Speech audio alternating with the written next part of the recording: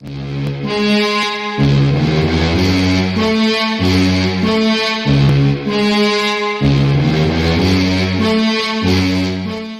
what's up guys? Today we're going to learn about how to play against the Moden or the Pirc. But before we get into that, don't forget to like this video and subscribe for more great opening and chess videos. So the Pirc or the Moden are going to occur through a couple different move orders. So all we have to really look out for is where is this bishop going, this dark square bishop. Is it going to e7 or g7?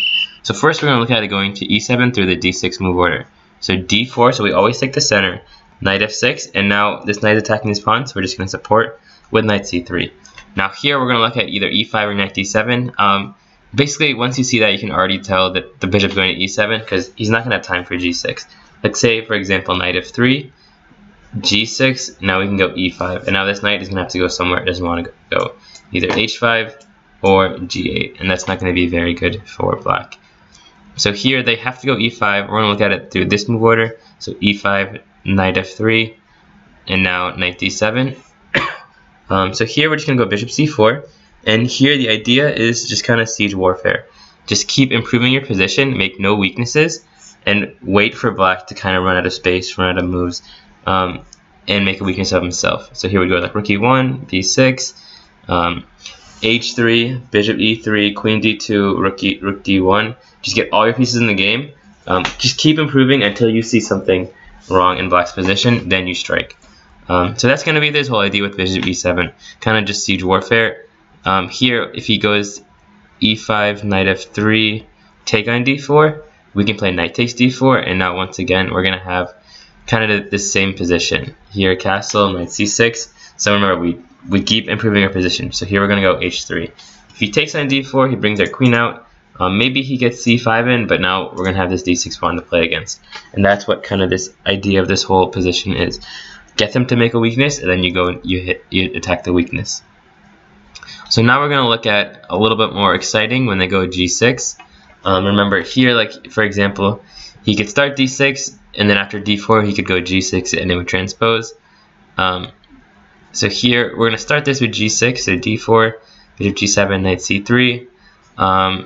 If knight f6, once again he has this problem e5, and where does this knight go? So he has to go d6 first.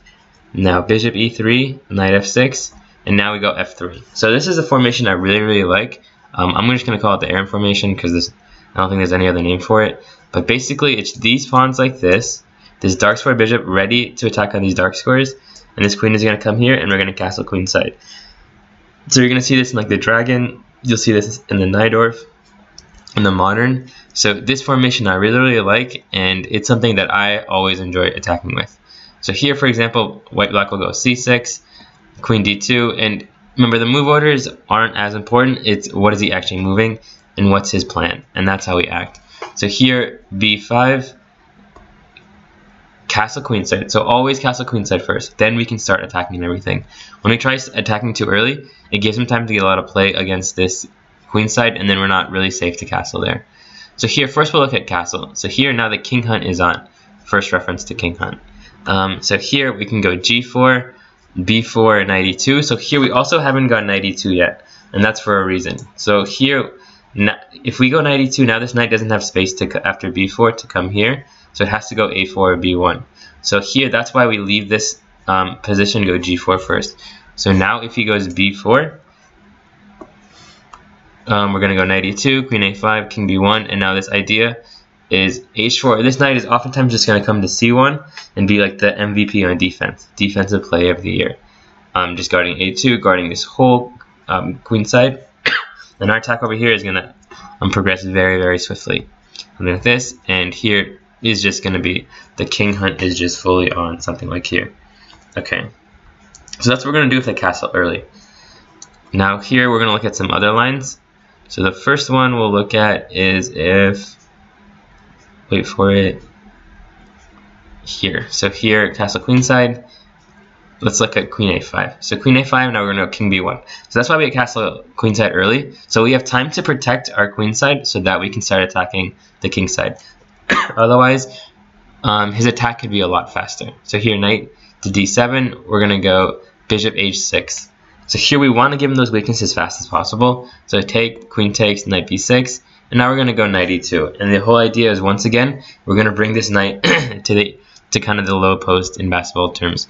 Just guard the basket. So here, h4, bishop e6, and now our knight is there to block all the shots.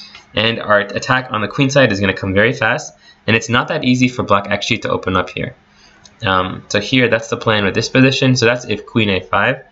Now we're going to look at if he does knight d7. So knight d7, now we're going to go g4. So generally, if we attack here, we're going to go g4 first. If we go h4, you can plug it up with h5. And this isn't like the dragon where all our pieces are already out. Now it's going to be kind of hard. And he hasn't castled yet. So here, if g4, he can just scoop up the pawn and maybe keep his king in the middle where it's going to be safe. So always try to go g4 first. And now if you see h5, now we're going to go g5. The idea is this knight can't go back to d7 now. It's got to go back to h7 or g8. 2 squares that it's really doing nothing. And then we're going to have a very nice positional advantage, just having all our pieces involved, and his knight and king side being super, super behind. And now if he goes b4, once again, we're going to see knight e2, queen a5, king b1. Same idea. And here we can go a3 and actually pick up a pawn here. So that's what we can do in this position. So here, keep that queen side safe first, and then go ahead and start attacking. So here, the last variation was like at early b4. Once again, knight e2. If a5, we can go not a4. Sorry, knight f4. Knight f4, he can't go a4 because we can take on b4.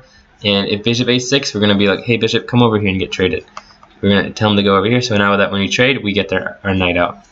And now, once again, it's not easy for this attack to progress. And we're ready to start pushing over here because our king is perfectly safe. So that's the whole idea with the modern.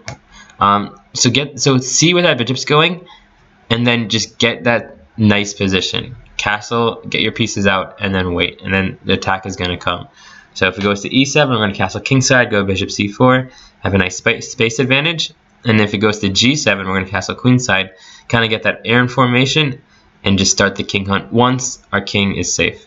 So hope you guys enjoyed that video. Once again, make sure to check out wolfchess.org for great videos, lessons, and puzzles. And hope you guys were entertained.